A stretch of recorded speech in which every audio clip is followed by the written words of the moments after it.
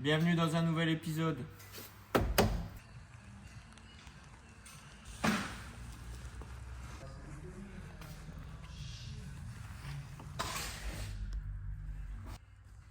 J'ai tout redéposé. Il est temps de faire du propre dans ce faisceau. Bon, la chance que j'ai, c'est que j'ai trouvé un nouveau tableau de bord.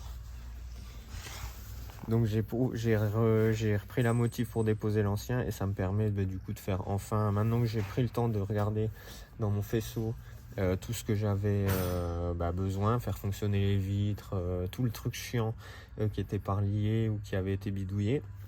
Là maintenant ça fonctionne, donc je peux tout refaire au propre et j'ai plus besoin de piquer dans mon faisceau à droite à gauche. Et donc ça veut dire qu'on approche vraiment du bon bout.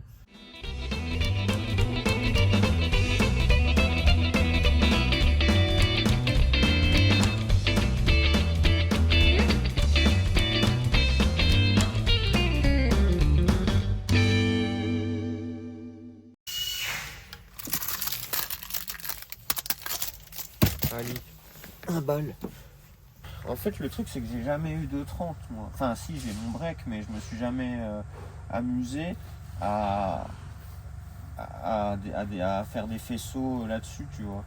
Et du coup, j'ai cherché un peu les docs. Enfin, j'ai trouvé de la doc technique et tout, mais je trouvais pas les correspondances avec mes schémas. Phase 1, il y a 3,18i, 3,25i, mais bref, je trouvais pas bien. Et en fait, je me suis fait... j'ai mis grave du temps à faire fonctionner les fenêtres parce que je me trompais d'interrupteur. Enfin, en gros, ils ont les mêmes platines pour les boutons de warning et désembuage que pour les boutons de lève-vitre. Et pourquoi j'ai été induit en erreur? Parce que justement là, il y a ce qu'on appelle le door breaker. C'est la coupure d'alimentation des vitres. Et il suit, il arrive vers la console centrale. Et pour moi, il doit aller là en fait. Et du coup, je me dis, je vais peut-être pas l'emprisonner dans le faisceau avec le reste. Et peut-être essayer de le relocaliser. Peut-être que je l'avais mal fait passer de base, j'en sais rien. Voilà ma vie. Là, je vais résumer ça en 1 minute, mais si vous saviez le nombre de soirées. Parce que du coup, je me suis dit, vu que je trouve pas les faisceaux, je suis allé rechercher un peu, vu que il n'y a pas de canne là-dedans. Tu cherches un fil, enfin c'est quand même relativement simple. Donc les faisceaux ils aident un peu. Il faut après valider en pratique. Et ça m'a permis également de me rendre compte que ça fait 3 ans que je roule avec mon break. Et pour ouvrir les fenêtres, je suis obligé d'ouvrir la porte. Parce que l'alimentation de la porte l'alimentation des fenêtres se faisait que quand il y avait le contacteur de portière ouverte. Et en fait, c'est très simple ce qui s'est passé. C'est que quand j'ai acheté la voiture, les mecs qui m'ont vendu, ils avaient enlevé tous les faisceaux, tous les relais et tous les fusibles. Et du coup, moi j'avais remis ce que j'avais trouvé, ce que j'avais sous la main. Et en fait, j'avais jamais remis le relais au bon endroit, à savoir l'alimentation des fenêtres. Et maintenant que j'ai tout fait le truc, j'ai réussi à réparer 2 voitures en une recherche de panne. Ça c'est de l'efficacité. Bon, ça par contre ça me suit. Alors que je viens de le mettre, c'est moi qui viens de le mettre. Voilà, donc. Et voilà, qui fait plus clean. Ça fait beaucoup moins bordel et comme ça je pourrais le faire passer beaucoup mieux. Une fois que c'est isolé, on comprend beaucoup mieux ce qui se passe. Donc côté droit, tu as juste les feux. Et il doit y avoir la pompe de lave-glace qui doit venir ici. Faut que je trouve des gicleurs et que je remette une pompe de lave-glace. Et puis après, tu as anti-brouillard et clignotant. Qu'est-ce que j'ai fait? J'ai remis un petit cache aussi que je n'avais pas. De ce côté, pareil, ça devient plus clean. Et voilà, après on va continuer de câbler l'intérieur. Donc je vais finir d'isoler le faisceau et puis après je vais passer un bon petit coup d'aspi. Là c'est bien, tout est vide, il n'y a pas les panneaux de porte, il y a pas je viens juste de mettre la moquette. Ça vous l'avez jamais vu, c'est pas la moquette qui vient de la voiture, j'en ai racheté une. Je l'ai faite nettoyer. J'ai payé 50 balles. Moquette déposée pour la faire nettoyer, donc elle a intérêt d'être. Je me suis un peu fait avoir. Mais bon, ça sent bon là, je peux vous l'assurer. Je voulais vous montrer, donc la 30 est là. Et voilà mon tableau de bord que j'avais quand j'ai récupéré la voiture. Donc il m'avait pas fait de cadeau, hein. Il était fissuré de partout. Et ça fait depuis que j'ai la voiture que j'en cherche un. Passivement, mais bon, j'en cherche un. Et là, j'ai enfin trouvé mon copain Clovis qui m'a gentiment vendu ce tableau de bord à un prix très acceptable. Merci beaucoup. C'est grâce à des gens comme toi que ça me redonne foi en la vie. Donc pas que ça me dérange plus que ça. Non, mais c'est juste qu'après c'est le trajet de retour qui va être plus chiant quoi. Tu me diras, aujourd'hui on a passé la journée humide. Hein, donc, Ah bah putain, alors ça ouais, ça c'était chiant. Moi j'étais bien dans l'abri, j'étais super. Pense au moment où tu vas te voir quand tu seras sur la route et que tu te verras à l'écran. Exactement. Salut Tony. Bon, j'ai mis un petit coup de propre à ce saint tableau de bord. Putain, on oublie vite les vieux copains. Hein. Mais je pense qu'ils m'avaient juste douillé, ils avaient dû reposer ça pour dire il y a un tableau de bord, alors qu'en fait, c'est ça que je méritais quand je l'ai payé. 2000 € cette voiture.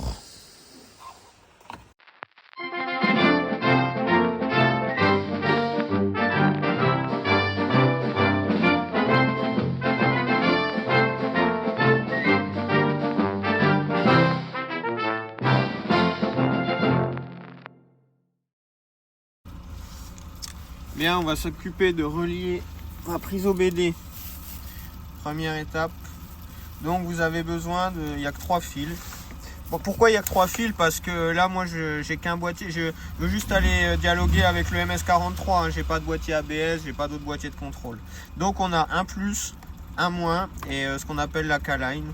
C'est le signal par lequel transitent les informations, quoi. Et une sortie au calculo, je vous mets le schéma pour ceux qui veulent se brancher pour les MS43. On va reprendre un plus.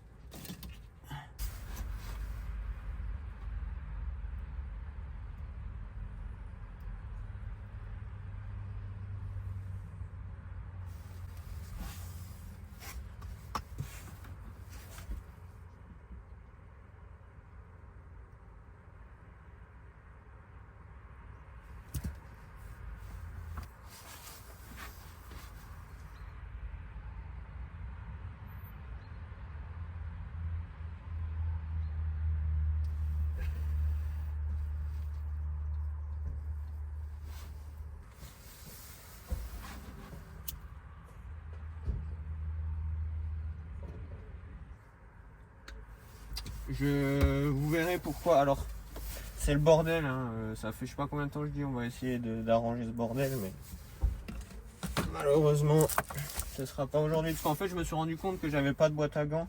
Enfin, j'en ai une, mais elle est cassée.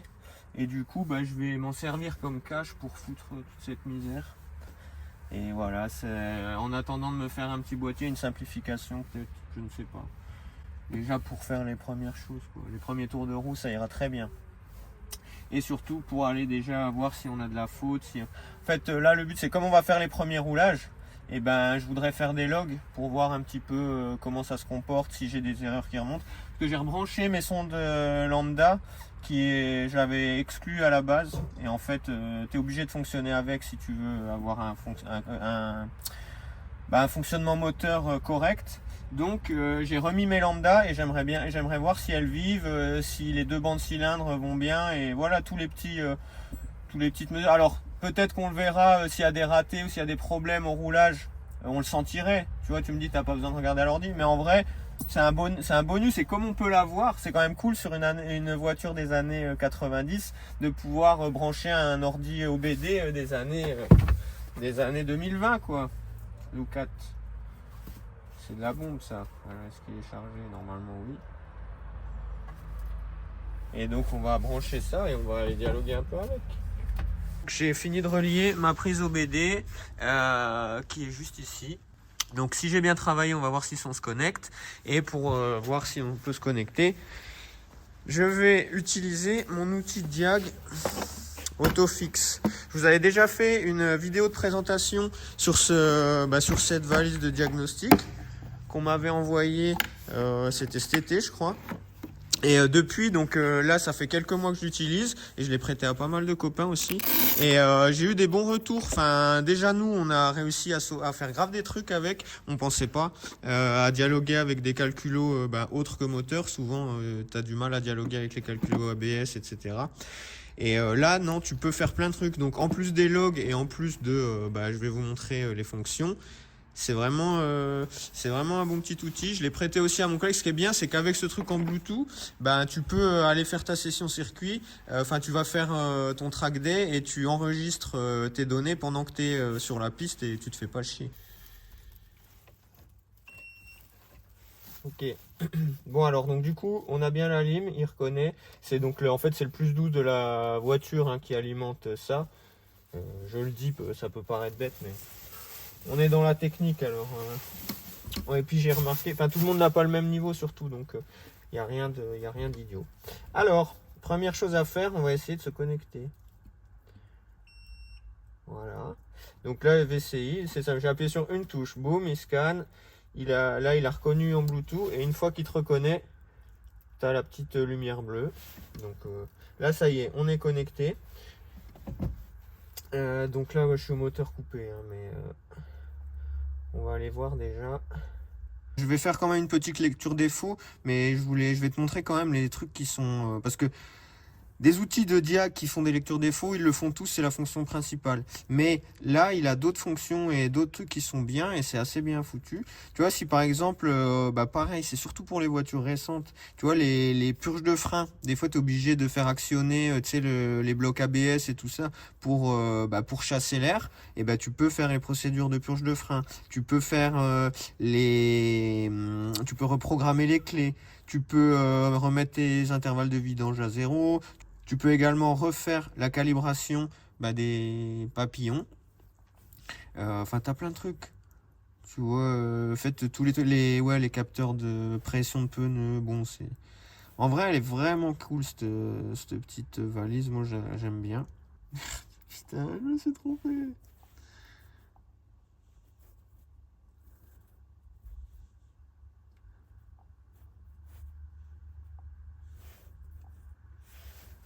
Yes. Établis la communication, mon copain. Nous sommes connectés. Allons faire un petit diagnostic. Donc, tu peux choisir l'autoscan ou tu vas toi-même chercher les calculos. Alors là, comme j'ai dit, moi, il n'y a qu'un calculateur, c'est le calculateur moteur, donc je vais pas. Et le WS, je l'ai chanté. Mais par contre, grâce à cette tablette, Guillaume a trouvé la panne. Il avait une panne sur son câble depuis un moment. Et en fait, c'était la centralisée qui avait merdé. Et en gros, la voiture était ouverte, mais elle croyait qu'elle était fermée. Donc, elle coupait. Et ça, grâce à cette tablette, ça l'a mis sur la piste. Alors. Là, c'est comme mon numéro de carte d'identité. Non, je plaisante. Read code. Qu'est-ce qu'on a comme code ? Ok, donc ça, on sait que c'est le... comment ça s'appelle ? Le canister. Ça recycle les vapeurs d'essence. Ça, DM, signal sensor, radiator, outlet. Ok. Ouais, fan électrique, c'est normal, je l'ai pas. Engine oil, température, sensor signal. Celui-là, normalement, je l'ai. Des misfire. Activation. Qu'est-ce qu'il y a, les gars ? Bon. Donc, moi je vais les effacer.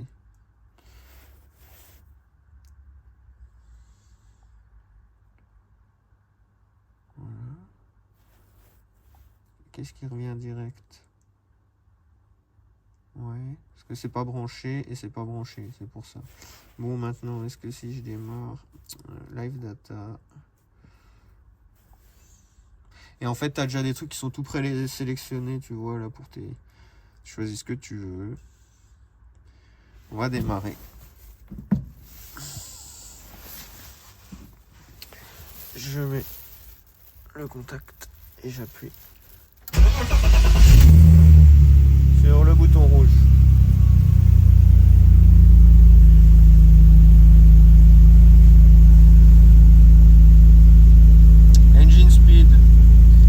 de l'avoir au compteur, on l'a là. Alors... Donc là, c'est bien, tu vois, tu as toutes tes valeurs. Et si tu veux te faire un petit diagramme, qu'est-ce qu'on veut voir? Moi, je voudrais voir... Là, tu vois, tu as ton avance à l'allumage. Chacun le note. La position du Vanos, admission, échappement. Alors, est-ce que mes lambda fonctionnent? Inactive, inactive.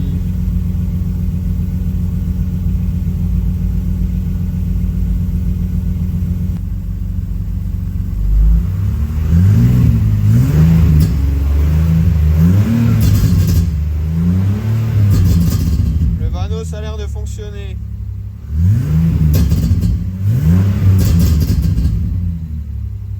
Donc voilà pour la petite démo de cette valise Autofix qui franchement est un bon outil. Donc il y a un lien dans la description avec un code promo également, je l'affiche à l'écran. Et voilà, donc il y en a sûrement d'autres qui font la même chose, il y en a peut-être des mieux. Je dis pas que c'est la meilleure, je dis juste que si vous voulez un outil de diag qui a été testé et qui est fiable et qui vous dépatouillera de à peu près 80% de vos soucis, et ben vous pouvez aller acheter ça. Maintenant qu'on est bon niveau BD, eh ben on va continuer un petit peu l'intérieur. Hein. Voici l'intérieur. Et en gros, je suis en train de comparer puisque j'avais donc j'ai ma banquette qui était fournie avec la voiture. Ça, c'est une banquette de berline.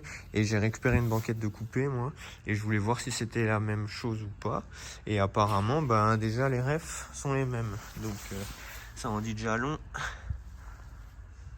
Et donc ça veut dire que je vais pouvoir mettre... Bon alors, c'est pas... ça va pas être accordé pile poil, mais ce sera déjà un bon début.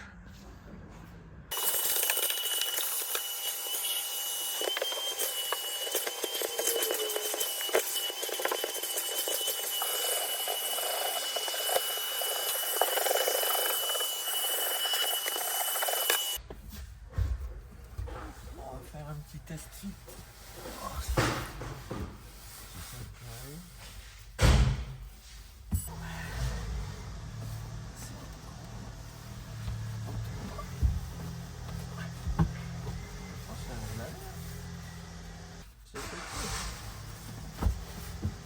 Et en fait, il n'y a pas de bouche, je crois.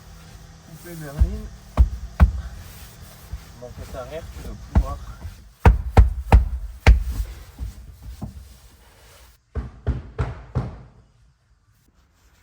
Bon allez, fini de rigoler.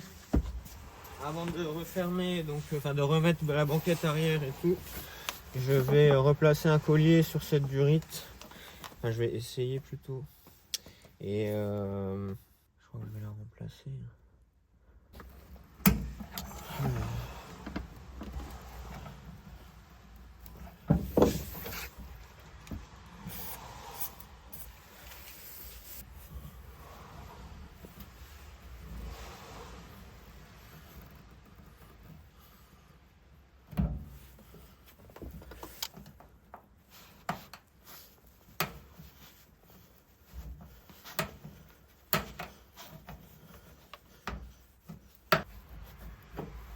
Yes sir.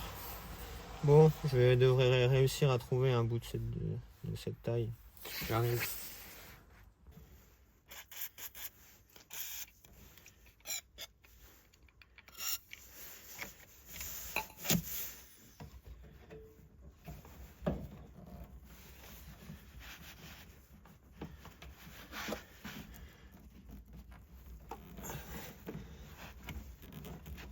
Voilà. Combien? Papa, je sais que ce que tu me dirais là, prends la douille de 7. Et t'as raison.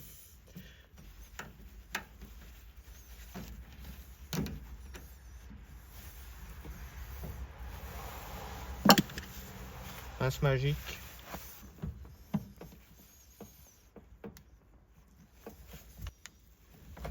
Et voilà. OM+. On est pas mal. Celles-là, elles sont pas trop dégueu. Et celle-là. Ah oui, mais celle-là, putain, ouais, celle-là, elle est grosse. J'en ai pas de là comme ça. Et elle va jusqu'au bout, je crois. On va fermer les yeux. Putain. De toute façon, on y reviendra, mais déjà, on a fait ce qu'on a pu.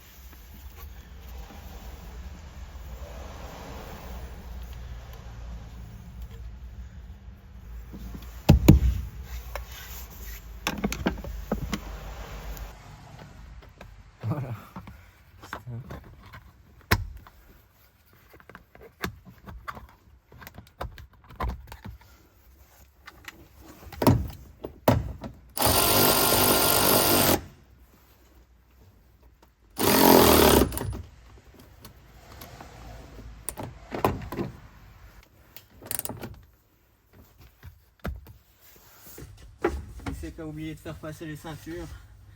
C'est moi.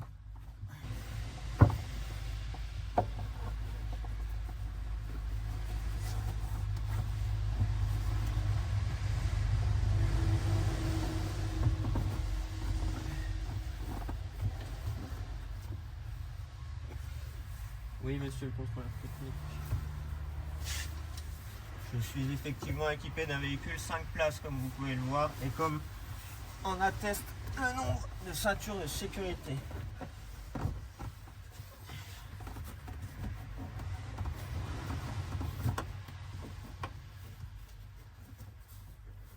Parlons de ceinture de sécu, pour l'avant ça va pas être la même parce que il manque une boucle.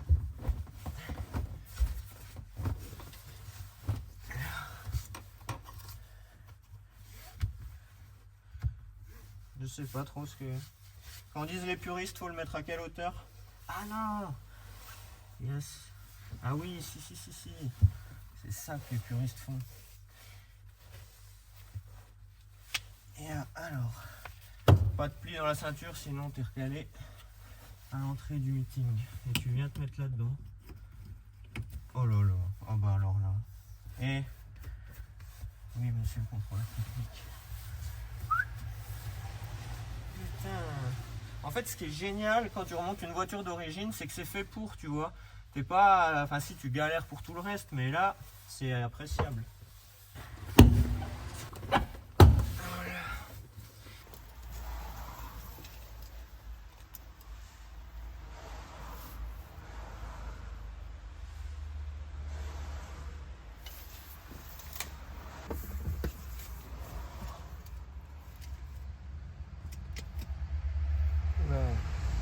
On n'est pas passé loin de la correctionnelle.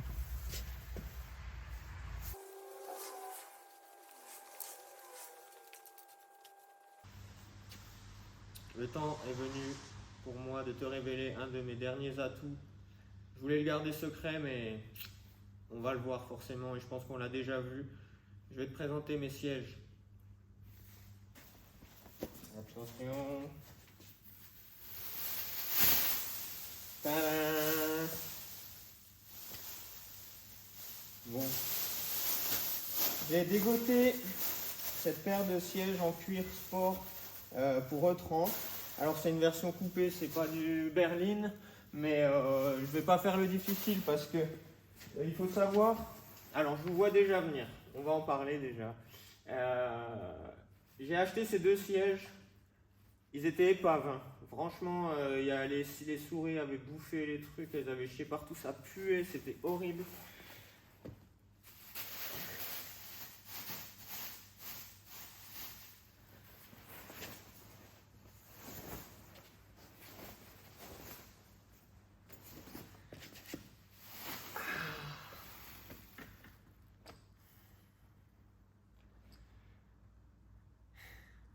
Bon, parlons maintenant. Donc j'ai acheté cette E30, elle avait aucun intérieur. Il y avait un tableau de bord fissuré en 4 morceaux, il n'y avait pas de moquette, il n'y avait pas de banquette, enfin il y avait une banquette arrière mais qui était déchirée également, pas de siège avant, il y avait zéro plastique, enfin j'ai fait une erreur en l'achetant parce que moi je venais du monde des E36 et je me suis dit bah je retrouverais pareil de la pièce pour E30. Non. C'est pas comme ça que ça s'est passé. Et en fait, dès que j'ai commencé à vouloir m'équiper, j'ai vu le piège se refermer sur moi. Et c'était un peu, ça fait ça en fait. Quand tu veux acheter une pièce pour E30, c'est... Vous voulez un bouton d'essuie-glace? Pas de souci. Vous voulez un cache plastique? Pas de problème. Vous voulez un tableau de bord? Voilà ce que ça fait d'acheter une E30. Et du coup... j'ai dû être patient, essayer de trouver un peu les occasions, etc. Et essayer de dénicher les pièces qui me manquaient. Mais bon, il y avait le moteur, j'étais pas pressé, donc j'ai pris mon temps. J'ai trouvé le tableau de bord il y a une semaine, là, c'est abusé, comme je dis dans le début de la vidéo, c'est grâce à Clovis, donc merci à toi. Pour un prix acceptable. Les sièges, je les avais trouvés aussi sur Le Bon Coin, ils ont popé un jour. J'ai foncé direct, ils étaient HS, il n'y avait même pas de photo.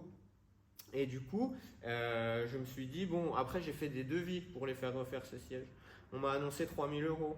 Et j'ai dit, bah, c'est hors de question. Et j'ai trouvé un kit de housse qui vient des États-Unis sur le site qui s'appelle lsite.com. Et ils font vraiment, bah voilà, vous pouvez voir, hein, moi je suis pas sellier et j'ai réussi à les installer moi-même et ça fait clean. Alors pourquoi j'ai pris noir? Parce que justement, comme je le disais, vu la difficulté à trouver les pièces pour la E30, et ben déjà les panneaux de porte, etc. Enfin bleu, c'est déjà pas le même noir. Et alors si je commençais à partir sur une couleur un peu exotique, ben après je me serais retrouvé dans l'impossibilité d'accorder l'intérieur avec. Donc j'ai pris une valeur sûre qui est le noir et ça devrait. J'ai trouvé les panneaux de porte aussi comme vous avez vu. Et là ben on va tout installer maintenant. À la base ils étaient chauffants et j'ai pas pu réinstaller les nappes parce qu'elles étaient foutues. Et voilà, j'ai pas pris le temps non plus de faire un tuto pour les refaire parce que vous voyez pas comment rendre ça intéressant. Mais sachez qu'il y a déjà des tutos sur Mécatechnique où ils le font et ils expliquent grave bien comment c'est fait. Et il y a juste à se faire mal aux doigts pendant des heures et à croire en soi. Voilà. Je vais vous faire. Ils sont pas complètement terminés, mais là c'est la version quand même presque aboutie. Allez, je vous les montre de près. Donc, faut savoir que les housses, elles arrivent déjà cousues. Putain, c'est dégueulasse quand même. En fait, moi, j'ai pas eu à coudre. Tu reçois des modèles déjà adaptés au siège.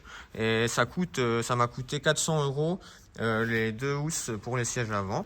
Et après, j'ai enlevé les précédentes et tu viens en fait remettre des agrafes par derrière. C'est assez minutieux, mais comme c'est des sièges qui sont en plusieurs éléments, tu peux le faire un à un. Donc j'ai commencé par l'appui-tête pour voir si ça pouvait y aller. Et en fait après tu fais un dossier, enfin tu fais un latéral et puis après le deuxième et au final voilà, quelques semaines plus tard tu obtiens ceci. C'est pas que c'est pas assez tendu là, c'est que la mousse je pense elle était un peu usée. J'ai pas racheté de mousse chez BM, mais bon voilà, c'était déjà ça, je voulais voir comment ça rendait. Et là, pour une première, enfin franchement, si je vous le dis pas, je vous dis, je les ai achetés 2000 balles sur le bon coin, vous me croyez aussi. Hein. Voilà, donc on va pouvoir les mettre enfin dans la voiture.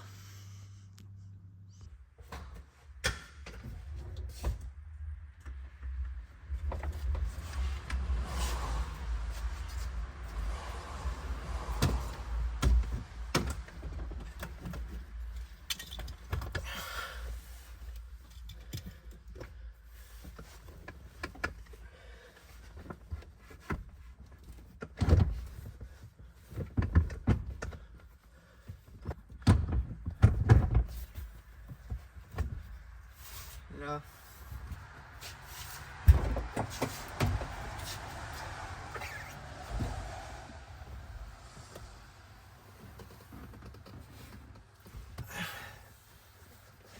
Je l'ai fait un nombre de fois assez important. Hop. J'ai 6 ans 10 les gars. Y a rien là. Hop. Hop.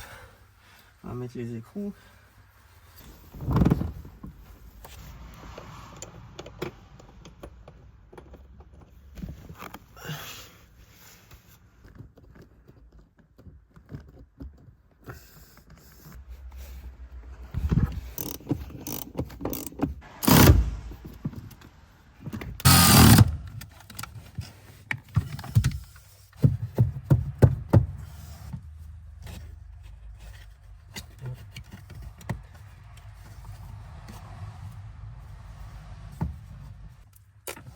Nice. Bon, j'ai pas tout remis, notamment les panneaux de porte, etc. parce que je garde quand même quelques surprises pour la fin. Mais là, je vais déjà vous montrer un aperçu du glow-up. Voici le poste de pilotage en version semi-finie. Mais déjà, regardez, avec un tableau de bord sans fissure. Une boîte à gants qui vient cacher le calculo et tout, j'ai tout mis dedans. Elle tient pas, hein, c'est juste là pour la séquence. Mon beau volant, merci ma chérie de m'avoir offert ce joli cadeau. C'est un vrai, hein. Donc j'ai le klaxon, mais comme j'ai pas le contacteur de klaxon, je ne peux pas, je vais pas le monter inutilement, quoi. Voilà, et bon, franchement, je suis vraiment comme un dingue.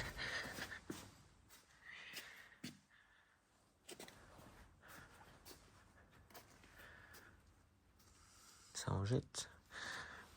Je vais vous repasser, je dois avoir des photos de comment elle était quand je l'ai récupérée. Donc en gros là, on en est, donc comme vous avez pu le voir, donc je m'attarde sur tous les petits détails. Il y a plein de trucs que j'ai pas montré, que j'ai fait en off, c'est-à-dire j'ai refait fonctionner les vitres, j'ai fait fonctionner le klaxon, les essuie-glaces, les rétros électriques. Bon, on n'est pas sorti d'affaire, mais il me manquait une vitre, donc j'en avais besoin. Là, j'attends, j'ai pas remis les caches du volant parce qu'il me faut un relais clignotant que j'attends que je vais recevoir. Là, en gros, je me suis arrêté, je voulais pas en monter plus parce qu'après, il va falloir que je les redémonte. Donc voilà, là, je me suis arrêté à ce que je pouvais faire.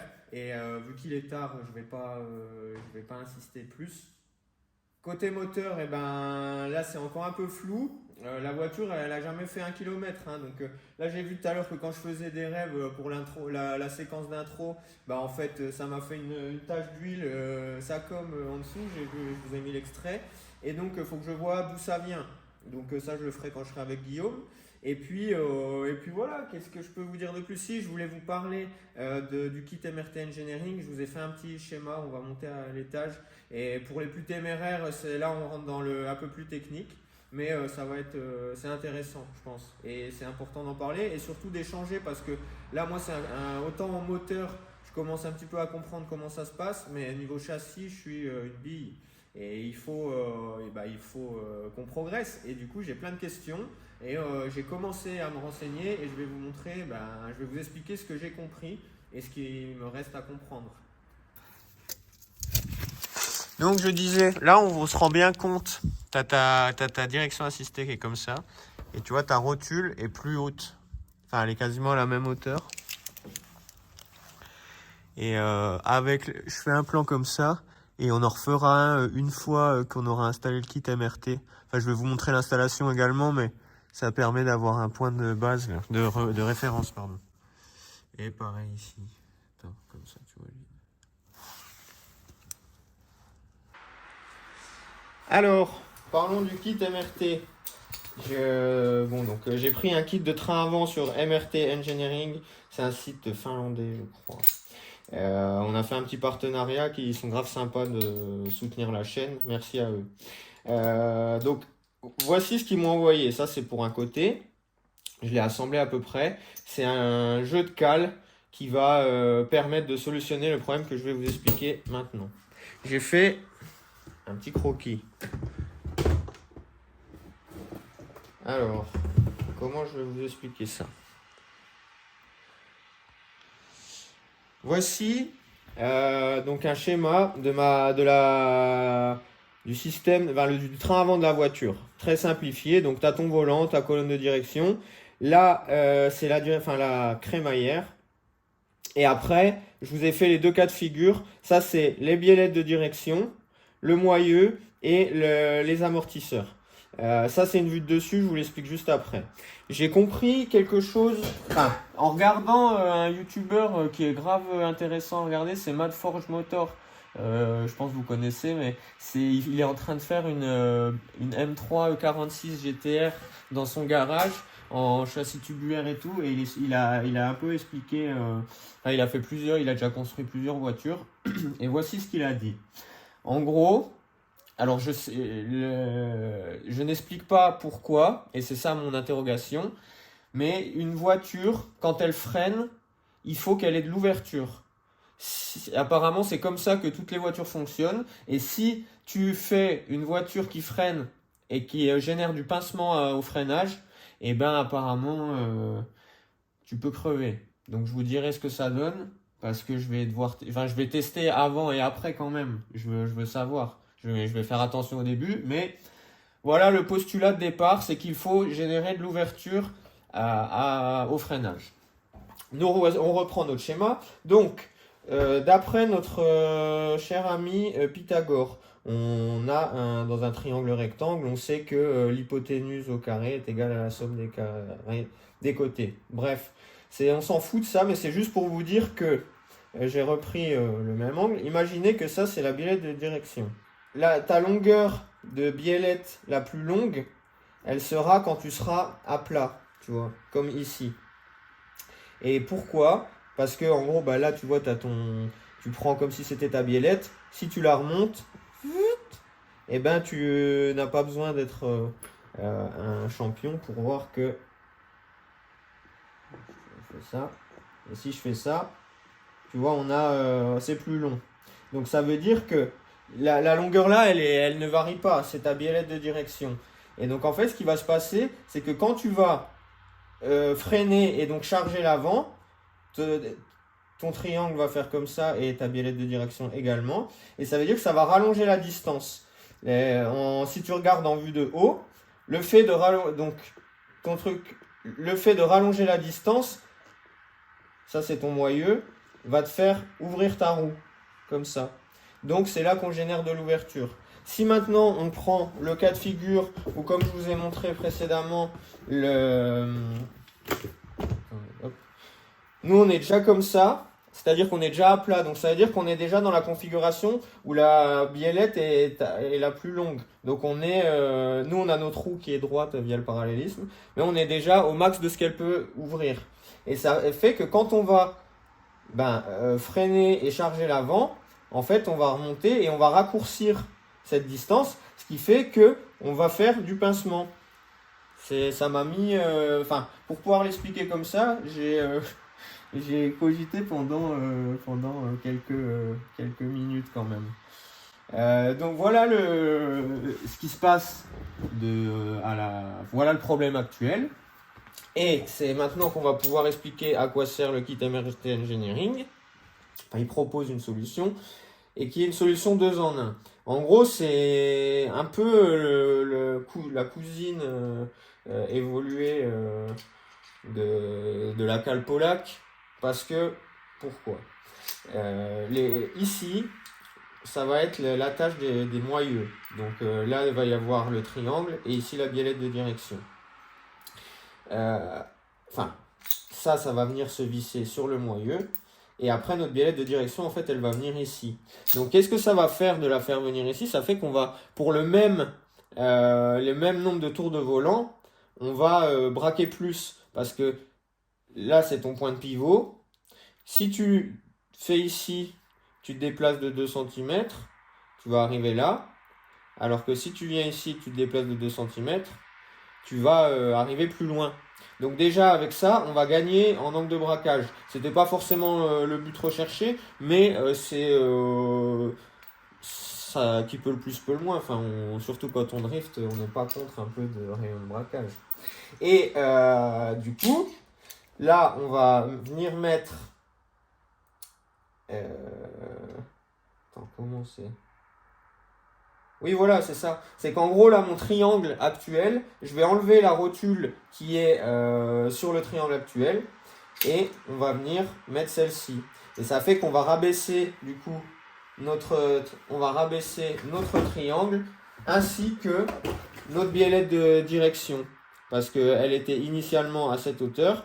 Là, on la ramène ici et en plus, on la rabaisse. Et pareil pour le triangle. Donc, ça fait que avec ça, on devrait pouvoir se rapprocher de quelque chose comme ça. Et il y a une autre incidence à ce kit, je crois que c'est ce qu'on appelle le bump steer. Et en fait, tout ça, ça engendre un fonctionnement de l'amortisseur qui n'est pas orthodoxe.